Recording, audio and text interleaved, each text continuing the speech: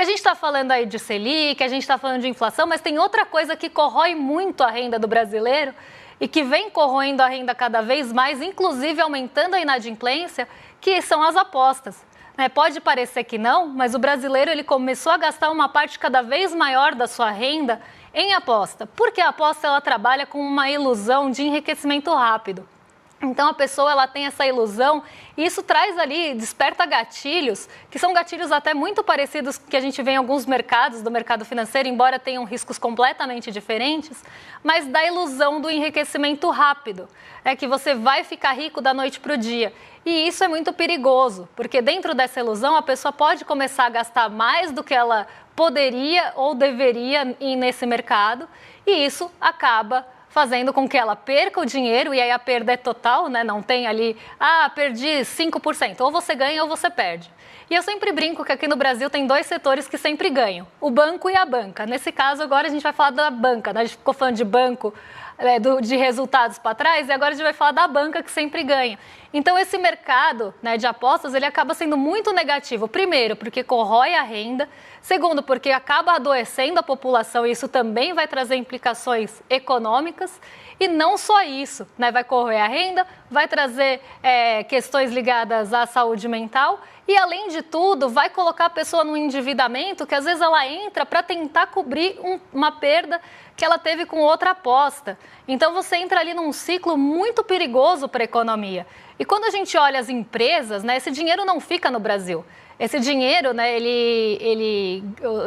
o lucro, a receita de uma empresa de apostas, normalmente não fica no Brasil, ele é remetido para o exterior.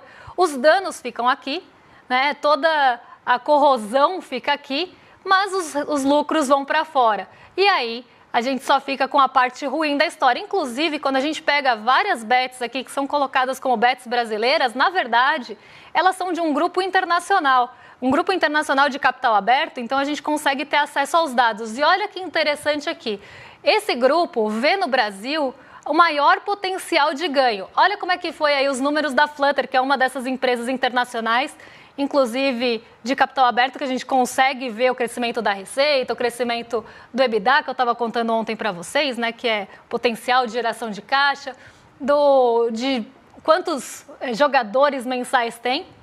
Os outros ajustes aqui, o cash flow, que no final das contas é o que vai ser ali distribuído. O cash flow teve alta de 181%, então ela chegou num fluxo de caixa livre de 181% maior do que em 2023. Esses são números de 2024. A receita subiu 19%, o potencial de geração de caixa 26%.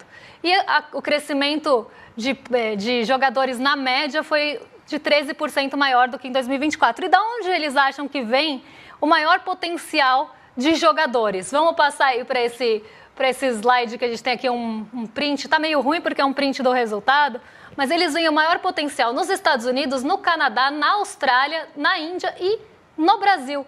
Olha como o Brasil está em destaque ali na América Latina, Quanto mais azul escuro aqui, maior o potencial e expansão do mercado. Então, eles veem esse potencial e expansão aqui no Brasil. E uma coisa não está desligada da outra. Eles estão expandindo, inclusive deixaram de lado algumas operações na América Latina para focar no Brasil, porque é aqui que eles veem o maior potencial de ganho. E esse potencial de ganho, e esse lucro, e esse fluxo de caixa livre que subiu 181% de um ano para o outro, deixou o que aqui no Brasil? Vamos descobrir também, porque tem um levantamento da CNC que mostra justamente, aqui a gente está falando da Conferência Nacional do Comércio, os impactos na economia e principalmente no varejo. E por que principalmente no varejo? Porque as pessoas deixam de gastar sua renda no varejo, deixam de comprar alguma coisa, deixam de comprar uma roupa, até um alimento para gastar na Bet. E isso vai trazer impactos e a gente tem estimativa, agora com a regulamentação a gente vai conseguir ter uma estimativa melhor, mas hoje são estimativas, pode ser que o buraco seja ainda maior do que tudo que está sendo estimado. Então, vamos ver esses impactos aí medidos pela CNC e eu prometo que eu fecho o programa por aqui.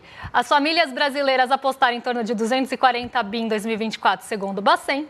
E por causa do crescimento das bets, o varejo deixou de faturar 103 bilhões em 24, abaixo da trajetória potencial. Como eu falei, as pessoas com menos renda disponível, já pela inflação, já pelos juros e todos esses problemas que a gente já tem, a gente ainda tem um outro dreno de dinheiro da renda das famílias, que são as apostas, e isso deixa de circular dinheiro aqui dentro e lucro que vai para fora. Esse é um ponto que a gente nunca pode deixar de esquecer. 1,8 milhões de brasileiros entraram em situação de inadimplência no Brasil por conta de bet. Então, não só se endividaram, mas deixaram de pagar as dívidas e as contas por conta das bets, para usar esse dinheiro nas bets. E famílias de menor renda foram as que mais sentiram a inadimplência por conta das bets, saindo de 26% para 29% no ano. Então, aqui a gente vê também que tem esse impacto e tem esse apelo para pessoas de menor renda, justamente nessa ilusão de que elas vão ganhar ali rápido.